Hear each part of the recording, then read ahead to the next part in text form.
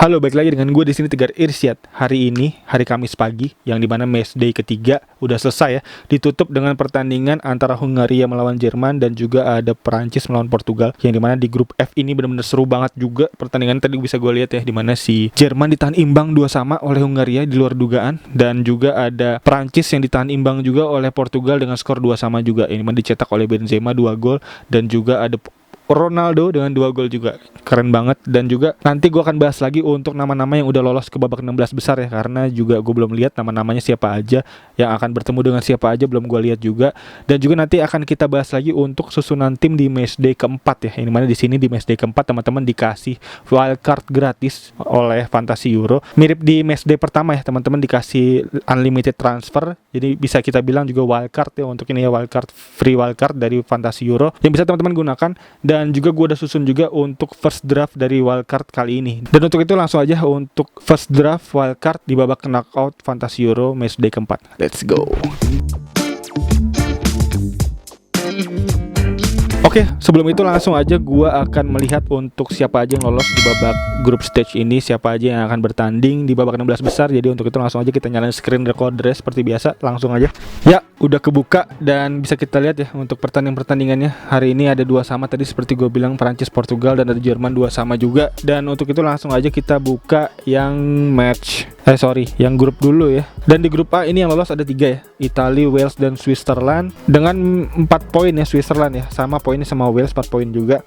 Dan Turki mengumpulkan 0 poin aja tanpa kemenangan sama sekali, dan bahkan minusnya -7. Dan juga di grup B di sini ada Belgia dan Denmark yang lolos dengan raihan Denmark 3 poin ya, dimana kemarin cukup genting itu sebenarnya Denmark di pertandingan terakhir, dia harus menang dan benar aja untungnya Denmark menang 4-2 melawan Rusia. Dan sayangnya nih Finlandia gagal lolos karena kemarin di peringkat ketiga tuh ternyata ada yang lebih bagus ya, dengan minimal poin 4 harusnya ya yang lolos ya, karena kita lihat juga di Switzerland ini 4 poinnya. Dan di grup C ada Belanda dan Austria dan Ukraina, dimana Ukraina dengan 3 poin juga lolos, yang karena si Finlandia minusnya 2 gol selisih golnya ya, jadi kalah selisih gol dari Ukraina menjadi tempat terakhir ya di peringkat ketiga ya. Dan di sini di grup D ada Inggris menjadi juara grup dengan kemenangan 1-0 terhadap Ceko, di mana gol Sterling, gol sematawayang hasil assist dari Grealish ya, di mana benar-benar Grealish nih menjawab pundit-pundit yang ada di Inggris bahwa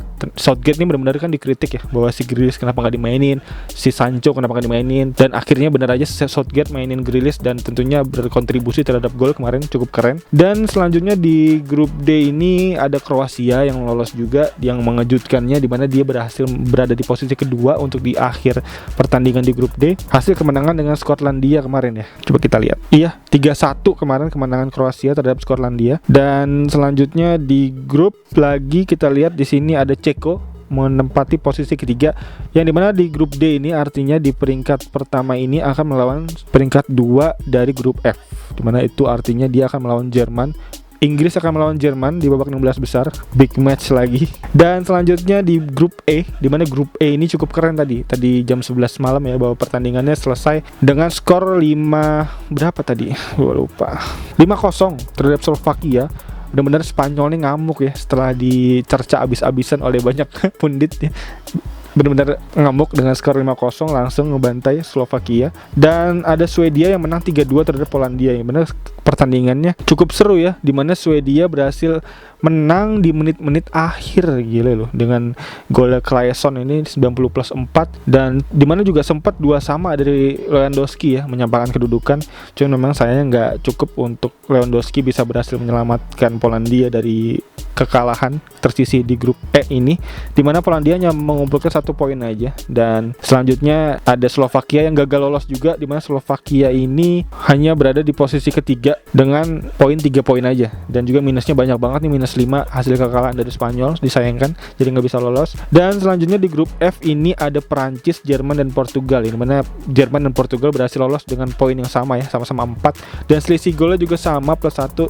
dan Jerman menang dari head to head terhadap Portugal yang berhasil menang kemarin 4-2 ya. Jerman menang terhadap Portugal itu kan 4-2, jadinya dia head to head jadi berada di peringkat kedua, yang dimana sempat tadi tuh Hungaria sempat memimpin pertandingan di babak pertama ya, yang kalau misalnya pertandingan di babak pertama diudahin gitu, itu sebenarnya yang lolos Hungaria dan Portugal. Cuman memang sayangnya Hungaria gak cukup kuat untuk menahan gempuran dari Jerman, benar-benar bertubi-tubi, dan Jerman tuh benar-benar sempat kayak kulit frustasi ya untuk percobaan dia mencetak gol, tapi untungnya aja Havertz berhasil memecah kebuntuan dan sempat dibalikin ke kedudukan ya. Setelah golin Havertz, pemain dari Hungaria ngegolin lagi. Ini benar-benar pertandingan yang cukup seru juga, bisa gue tonton tadi ya, keren banget. Dan juga ada Prancis melawan Portugal yang dimana benar-benar juga gacor banget, adu penalti ya di sini ya. Benar-benar Portugal dikasih voucher penalti 2 kali, dan Benzema 1 penalti dan 1 gol dari ya open play ya. Dan berikut untuk grup-grup yang ada yang bisa gue sebutkan, dan juga untuk matchnya bisa kita lihat lagi di sini di round of 16. Di mana di pertandingan pertama nanti ada Belgia melawan Portugal. Wow, ini ada big match nih di sini nih, Belgia lawan Portugal,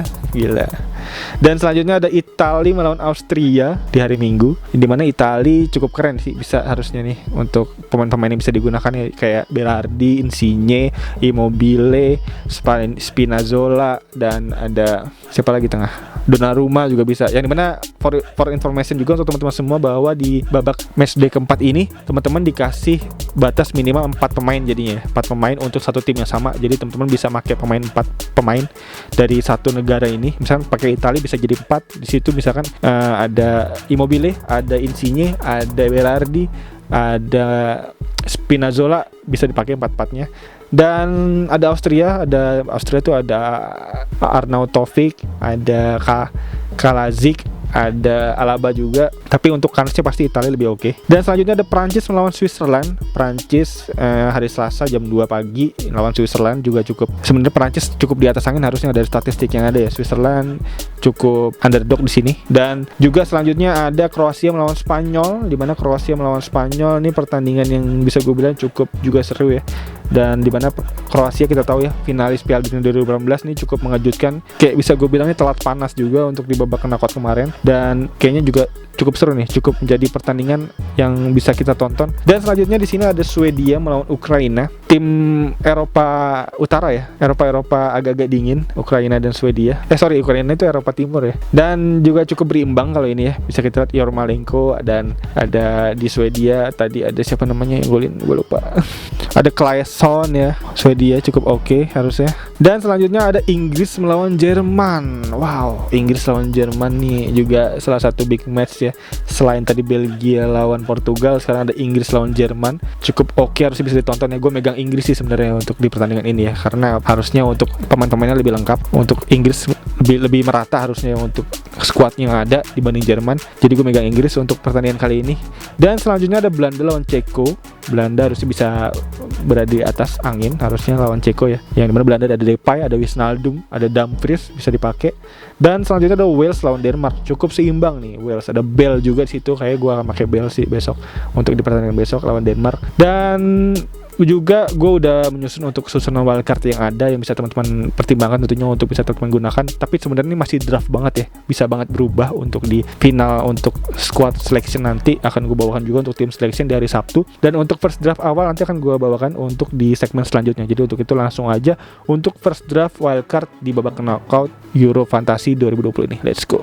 Oke, sebelum wildcard gue bawakan, gue mau tim review dulu singkat, dimana tim review singkat gue kemarin ini gue mengumpulkan 58 poin ya. Sayang banget gue kemarin lupa, tadi siang tuh gue lupa untuk ganti Mount dengan Nego. Harus bisa 60 poin, ini benar-benar mistake banget dari gue untuk di hari ini. Gue lupa substitution ya, Mount dan Nego 2 poin gak bisa masuk untuk ke squad gue. Jadi untuk susunan squad gue finalnya ada di sini dan 58 poin dengan Depay 12 poin. Dan selanjutnya ada Lewandowski 10 poin, 2 gol tadi ya, mantep banget. Cuma sayangnya memang tetap kalah Polandia, nggak bisa menang, nggak bisa lolos juga ke babak selanjutnya. Dan ada Yaremchuk yang hanya 2 poin aja yang gue ganti dari Lukaku ya. Lukaku golin 2 ya kemarin ya. Gol 1 atau 2 sih kemarin? Golin 2. Golin 1 kemarin ya. Taruh kita lihat dulu. Golin 1 ya. On goal Hradecki kemarin gue inget. Dan selanjutnya ada di tengah gue Mount tadi seperti gue bilang 0 poin karena Covid ya. bersinggungan dengan pemain Skotlandia, Gilmour, yang kocaknya di mana sebenarnya si Gilmour itu kan kontaknya kan nggak cuma ke Mount ya, tapi ke seluruh squad Scotland tuh harusnya di ban juga harusnya. Kenapa cuma Mount doang sama Chilwell gitu yang di ban? Cukup aneh menurut gue untuk ban dari Mount sama Chilwell ini kemarin. Dan selanjutnya ada Ferran Torres dengan 6 poin, dimana Ferran Torres nyetak 1 gol tadi ya dari kemenangan 5-0 Spanyol terhadap Slovakia. Dan juga selanjutnya ada De Bruyne yang gue jadiin kapten dengan 6 poin jadi 12 poin, ya cukup lumayan lah ya untuk double digit kali ini. Dan di lini belakang gue ada Kejair, Rodriguez, Viola, dan Denayer, dimana yang cukup gacor cuma Denayer doang 6 poin berhasil clean sheet. Dan selanjutnya ada Viola yang 0 poin, gagal mempertahankan clean sheet, kebobolan 1, dan sayangnya Viola ini kartu kuning tadi gue lihat. Dan ya udah, berikut itu aja untuk susunan squad kali ini, tim review singkat. Dan untuk wildcard udah gue susun juga, dimana langsung aja kita lihat wildcardnya. Di sini udah gue susun untuk wildcard yang dimana gue susun hari Rabu kemarin ya, sebelum pertandingan tadi tuh gue udah susun nih. Dimana di sini untuk nama-nama yang ada dengan 105 juta yang dikasih, yang dimana untuk rulesnya dulu ya, informasi juga untuk teman-teman semua. Untuk rulesnya di sini ditambah lagi uangnya teman-teman semua, budget ditambah jadi 105 juta ya. Jadi di awal kan tadi 100 juta untuk babak fase grup, dan untuk babak knockout teman-teman dikasih tambahan 5 juta jadi 105 juta. Jadi bisa teman-teman gunakan untuk pemain-pemainnya lebih benefit ya, lebih bonafit tentunya nama-nama yang bisa digunakan di sini. Kayak di sini depan gue pakai Immobile, Lukaku, dan Depay.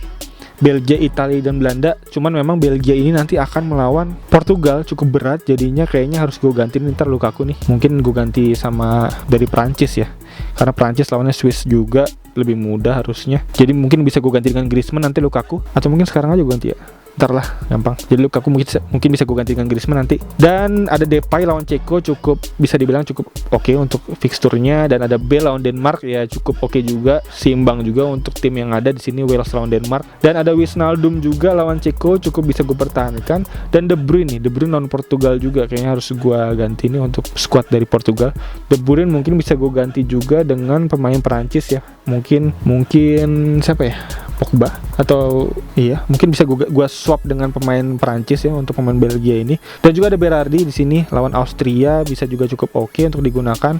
Dan di lini belakang gue di sini ada Spinazzola lawan Austria, Italia lagi, dan juga ada Denayer dari Belgia yang akan gue ganti juga kemungkinan karena akan melawan Portugal yang cukup sulit harusnya untuk fixturnya ya. Jadi untuk squad Belgia gue kayaknya harus gue rombak nih, Denayer, De Bruyne, dan Lukaku, dan juga Courtois. Gue ganti dengan squad mungkin Perancis ya. Perancis akan melawan Swiss juga, kayaknya harusnya lebih mudah. Dan ada Dumfries lawan Ceko, dan untuk kiper Courtois lawan Portugal. Dan pemain pengganti gue di sini ada Hradecki yang masih nongol nih, udah nggak lolos ya. Dan ada Torres, Paul Torres Kroasia, dan ada Toloi, dan ada Phillips. Oh iya, ada pemain Inggris nih lawan Jerman juga, harusnya gue ganti juga nih, kayaknya agak cukup sulit ya. Dan ada Pau Torres ini lawan Kroasia, harus gue pertahankan karena juga cukup oke untuk potensi clean sheet-nya, yang dimana artinya Spanyolnya hanya kebobolan 1 sebenarnya dari babak grup kemarin, jadi cukup oke untuk pertahanannya harusnya ya. Dan ada Toloi juga yang cukup bisa menjadi jagoan ya, karena Toloi ini bermain ya di 2 pertandingan terakhir menggantikan Florenzi yang cedera, jadi harusnya bisa main juga, dan juga potensi clean sheet-nya juga cukup oke dari Italia. Dan berikut untuk susunan wildcard sementara gue, first draft yang awal banget, dan mungkin nanti akan gue update lagi untuk tim selection selanjutnya di hari Sabtu ya, untuk nama-nama yang bisa digunakan. Dan kayaknya itu aja untuk susunan wildcard serta tim review dan juga pembahasan dari babak group stage di Fantasy Euro kali ini ya. Semoga membantu teman-teman semua juga dalam meramu serta meracik tim di Fantasy Euro kali ini. Dan kayaknya itu aja untuk teman-teman mungkin yang punya pertanyaan, punya saran serta masukan, bisa langsung tulis di kolom komentar di bawah, khususnya untuk nama-nama pemain yang bisa gue gunakan. Tentunya gue feel free to kasih advice tentunya untuk gue sangat berterima kasih untuk teman-teman yang mau ngasih saran tentunya untuk nama-nama yang ada yang terlewat dari gue untuk Fantasy Euro di matchday keempat besok. Dan juga untuk teman-teman yang udah nonton terus, thank you banget. Untuk teman-teman yang baru nonton, bisa langsung klik tombol like, subscribe, dan loncengnya di bawah agar teman-teman gak ketinggalan video-video seputar fantasi lainnya dari channel ini. Dan kayaknya itu aja, sekali lagi thank you banget yang udah nonton. As always, seperti biasa gue Tegar Irsyad, peace out.